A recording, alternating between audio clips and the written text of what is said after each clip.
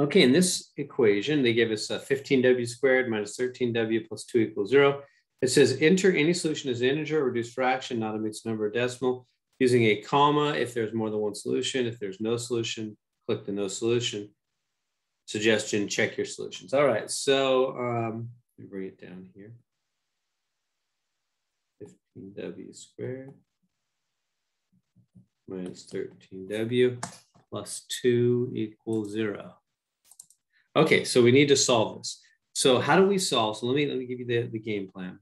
So solving when you have x squared or x cubed with an equal sign. How do you solve when you have x squared? So what we're doing in this section, we have equations. So we have equal signs. So notice there's an equal sign, which means there's a wall of separation. Let me put that in there. There's the wall. There's the left side and the right side of the wall. So we have to solve.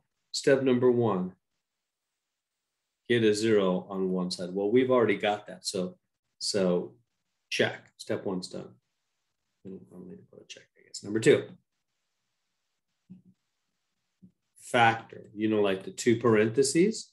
So I'm going to factor the 2 parentheses on that left side.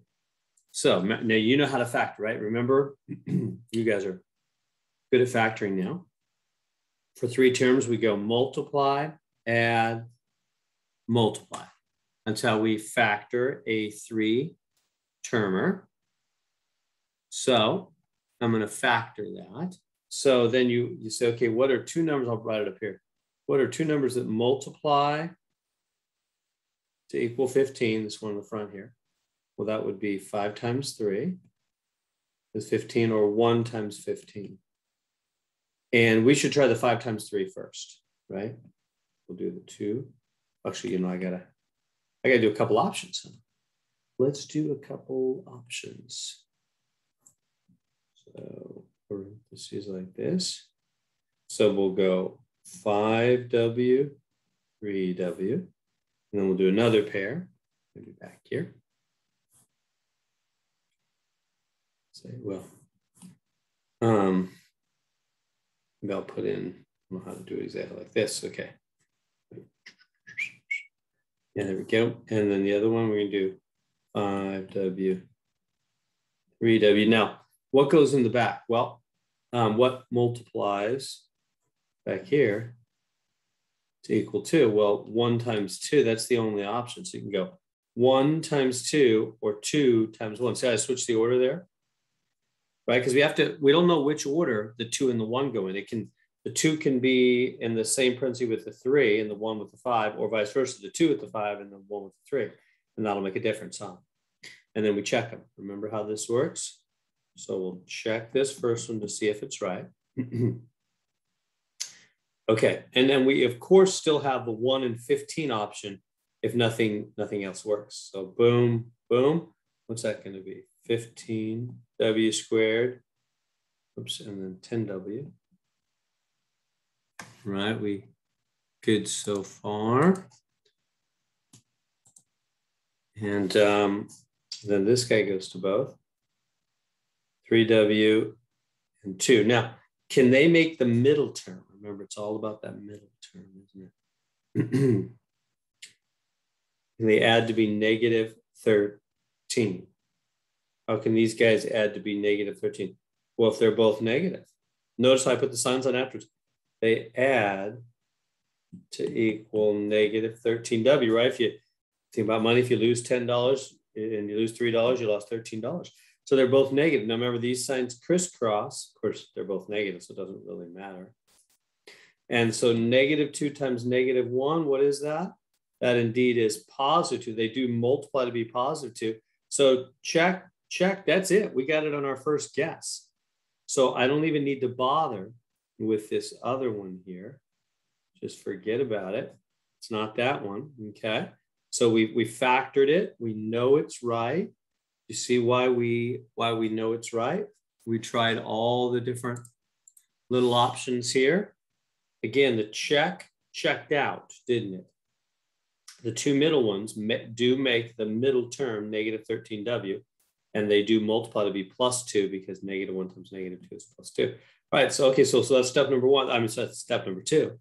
Factor, okay. And then now we come down here, and we'll do step number 3. Step number 3. So let me write what we have actually first. Should do that. So right now, bring this down here. We have 5w minus 1 times 3w minus 2 equals 0. Let's don't forget that we still have the wall. Oops. And the equal sign and all that. Okay, we good so far. So what have we done so far? We took the left side and we factored it. The multiply, add, multiply, 2 parentheses factoring. Got it factored. Okay.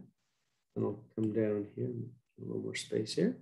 And we'll say, okay, so step 3, we're going to go each parenthesis equals 0. So I'm going to go over here and go 5, well, I'll stay with the color. 5w minus 1 equals 0, or 3w minus 2 equals 0. We don't need the wall anymore.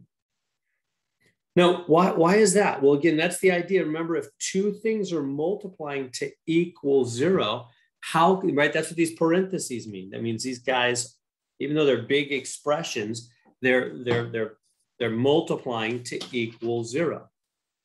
If two things are multiplying to equal 0, what does that mean? How do two things multiply to equal 0? Well, the first one could be 0 times 0 times anything would be 0, or the second one could be 0 because anything times 0 would be 0. So the first one is 0 or the second one is 0, right? That's why we do each one equal to 0. That's just logical. Okay, and then we just saw both of these are a little bitty tiny equation over here and over here. So now we solve for w. So add 1 to both of these, like that. Boom, boom. We have two little equations now, right? 5w is 1, and last step for this one, divided by 5. Boom, w is 1/5. On the other one, add 2 to both sides. And boom, boom. Bring this down. 3w is 2. Divided by 3. Boom, there's our two answers. So the two answers are 1/5, comma, 2/3. I want you to, you notice back up here. So you'd click this box and you'd go 1. It doesn't matter what order, comma, 2/3. You can put the 2/3 first, then the 1/5. It doesn't matter. The order doesn't matter of the answers. You just got to separate them with a comma, like they said here, right? Using a comma if there's more than one solution. So we got our two answers, 1/5 and 2/3. What does that mean? That means those are the two numbers you could plug in. And right in the beginning, I'm not going to check. I know they say check it, but it's too much work. I'm not going to plug in the 1. But if you did, if you took all the time to plug in the 1/5 for w there, and you work it all out, it would equal 0. Same thing with the 2/3. If you plugged in the 2/3 there and worked it all out, it would equal 0. So those are the two answers. Okay, so let's recap real quick. How do we solve an x squared or x cubed with an equal sign? That's what's new here. That's what's new about this section, section 7.6, is that we have equal signs now. So what do you do when you have an equal sign? Step 1, you get a 0 on one side. We already had that. Step 2, you factor with the 2 parentheses.